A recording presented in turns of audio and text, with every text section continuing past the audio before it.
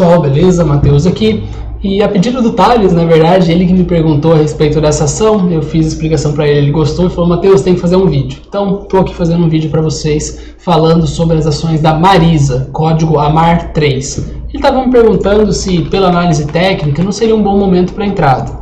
Pela análise técnica, até que não seria ruim, tá? A gente teria aqui um possível canal de baixa, e eventualmente essa ação poderia vir e romper esse canal para cima. Contudo, eu questionei ele sobre a parte fundamentalista, que eu particularmente não lembrava muito bem, eu não acompanho a ação detalhadamente, mas eu fui dar uma olhada rápida e expliquei para ele por que eu não compraria isso, pensando para médio prazo, né? Pensando aqui em algumas semanas ficar posicionado na ação. Por quê? Porque hoje é dia 11/8, o balanço sai daqui 13 dias, mais ou menos, acho que é dia 24, se eu não me engano, e eu não gosto do fundamento da ação. E é isso que eu vou explicar aqui para vocês. Eu acho que ela não deveria estar custando R$8, eu acho que deveria estar custando menos.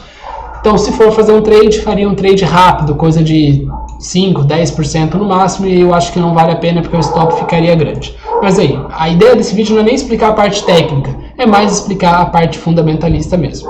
Para isso, eu estou aqui no site Fundamentos, que é um site que traz de forma resumida boa parte das informações, as principais informações que você precisa olhar em uma empresa, e é isso que eu vou explicar aqui agora. Hoje, as ações da Marisa estão custando R$8, igual eu mostrei aqui para vocês. Só que tem um detalhe importante. Essas ações em 2018, elas estavam custando mais ou menos R$3,80, abaixo de R$4, e veio numa disparada gigantesca recentemente. Eu honestamente não acompanho o setor, não sei por que essa ação subiu tanto, mas eu acho que o preço de 2018, pelo pouco que eu conheço, olhando de fora e olhando os dados do fundamento, me parece mais correto. Por quê? Bem, vamos entender o seguinte, vamos olhar a questão do lucro da ação. A Marisa, ela é uma empresa que vem apresentando dificuldades desde 2013. Ela ia bem até 2013, desde então ela só caiu, só piorou. Com um destaque aqui de mais de 3 anos, 4 anos, tá quase 5 anos com prejuízos seguidos. Talvez você esteja olhando esse gráfico e fale, mas 2019 ela deu lucro. Mais ou menos. Ela teve algum efeito não recorrente em 2019 que deu um lucro gigantesco. Eu não conheço a ação, não sei o que é, mas se eu tiver que chutar, me parece algum tipo de crédito tributário ou alguma ação judicial que ela ganhou. Eu sei que no setor de varejo teve algumas empresas que questionaram um tributo X, que eu não lembro qual que é, e ganharam na justiça, às vezes dezenas ou centenas de milhões de reais em crédito tributário. Eu acho que foi isso que aconteceu aqui em Marisa, mas eu não lembro de cabeça. Ah, Matheus, mas como você sabe que foi crédito tributário? Porque quando a gente tem um lucro líquido dessa forma, tão grande, geralmente é porque houve uma venda de uma participação, uma venda de uma subsidiária, alguma coisa assim, e aí gerou um lucro anormal para cima. Isso aconteceu, por exemplo, em Marfrig, que ela vendeu uma fábrica lá dos Estados Unidos e gerou um lucro absurdo num trimestre único. Recentemente, faz 1 ano e pouquinho. Mas não foi o caso de Marisa. Como que a gente verifica isso? Você dá uma olhada no balanço patrimonial. Se houver alguma alteração significativa de patrimônio líquido, significa que ela vendeu alguma coisa. E não foi o caso. Se você olhar 2018, o lucro ali foi de mais ou menos 300 milhões naquela operação, e aqui não tem nenhuma venda de patrimônio de 300 milhões. Então, a princípio, não me parece que foi isso. Mas voltando aqui para a parte de lucros, né? Estava até explicando para o Thales. Eu imagino que talvez o mercado tenha subido, dando uma olhada que, apesar da receita estar estável, a empresa deu uma sinalização que talvez queira recuperar margem. E aí, se ela recupera a margem, o lucro operacional começa a aumentar, que foi o que aconteceu. EBIT é basicamente o lucro operacional. Ela teve um lucro bem forte, tão alto quanto de 2015, agora no final de 2019.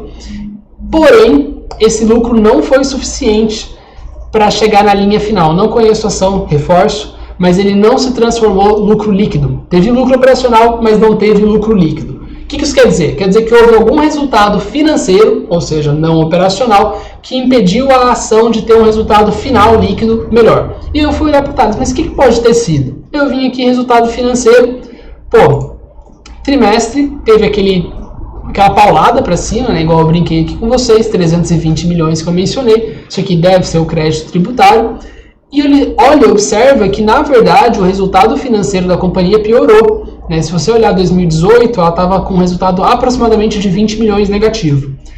De 2019 em diante, esse resultado aumentou para quase 40 milhões negativo por trimestre. Isso dá mais ou menos 80 milhões a mais de juros por ano. Então isso justifica essa piora do lucro líquido, que ela estava tendo prejuízo de mais ou menos 50 milhões, aqui está com 100 milhões. Se aumentou quase 80 milhões os juros, isso aqui é basicamente o aumento dos juros. Pô, mas como que a gente confirma essa tese? Como que a gente sabe se de fato ela está pagando mais juros? Você pode vir aqui em balanço patrimonial e dar uma olhada na dívida líquida. E observe que foi basicamente isso que aconteceu. Eu não sei se foi empréstimo, eu não sei se foi debênture, eu não sei detalhes, mas eu sei que em 2019, final de 2019 para começo de 2020, a companhia contratou um empréstimo de aproximadamente 650 milhões, 600 milhões aproximadamente. Isso naturalmente fez que ela pagasse mais juros e piorou ainda mais o resultado que já era ruim em termos líquidos. Por que tudo isso é importante? Porque a não ser que a companhia consiga melhorar a margem significativamente, mesmo num cenário de pandemia, e voltar a ter lucro, isso aqui vai caminhar em algum momento para falência. Inclusive, em 2018, já era precificado falência. Por quê? Qual que é uma das formas principais que o pessoal precifica prejuízos recorrentes e possível falência? A gente olha isso pelo valor patrimonial. A ação hoje tem R$5 de valor patrimonial. Então, cada ação equivale a, de fato, R$5 em patrimônio. Então, sei lá, vamos supor que a empresa tenha um imóvel de R$1 milhão. E a empresa tem 100 mil ações, 1 milhão dividido por 100 mil, o valor patrimonial é R$10. Só para vocês entenderem o conceito. Em 2018, ela estava negociando a 4. Ou seja, estava abaixo do valor patrimonial. Isso normalmente só acontece em crise ou quando se espera vários anos seguidos de prejuízo ou possível falência. Tá? Então, estava meio que caminhando para falência aqui em 2018 e deve ter tido alguma coisa, algum motivador que justificou essa disparada recente na ação ao longo de 2018 para 2019. Não sei o que é porque eu não acompanho, mas eu imagino que foi uma expectativa do mercado relacionado com a recuperação de margens. Que nem eu falei, aqui no comecinho de 2019 para 2020, realmente a companhia melhorou bastante a margem. Eu não sei se isso vai se manter, mas isso pode ser um começo de uma recuperação. Contudo, eu não quero pagar para ver. Você não vai pagar por uma ação que está negociando acima do valor patrimonial, ao meu ver. Eu não conheço, eu não sei qual que é a expectativa, qual que é o potencial disso aqui voltar a dar lucro. Não me parece muito grande, tá? E que vem acumulando prejuízos consecutivos, faz 5, 6 anos, que aumentou a sua dívida em 2019, antes da crise do coronavírus, e que tem muitas lojas físicas. A Marisa eu não conheço, mas eu chuto que ela não deve ter uma forte presença digital. Tá? Comparado com o Magazine Luiza ou mesmo com Via Varejo recentemente, eu ouço muito pouco falar do ramo digital da Marisa. Então eu imagino que é muito dependente da loja física, que foi altamente afetada pela pandemia. Pô, isso não faz nenhum sentido. Para mim, olhando rápido, né, fazendo uma análise aqui de 10 minutos, essa ação tinha tudo para estar negociando aqui próximo aos 4 ou 5 reais. Enquanto ela não sinalizar uma melhora ainda maior no lucro operacional ou mesmo, eventualmente, um lucro líquido de fato. Mas ela está com um endividamento muito alto e ainda assim não consegue nem apresentar crescimento de receita e nem apresentar crescimento de lucro operacional com recorrência. Ela deu uma melhorada aqui, beleza, mas já piorou nesse primeiro trimestre, provavelmente vai piorar mais com a pandemia. Não vejo por que a ação está negociando nesse patamar ou por que poderia estar negociando nesse patamar.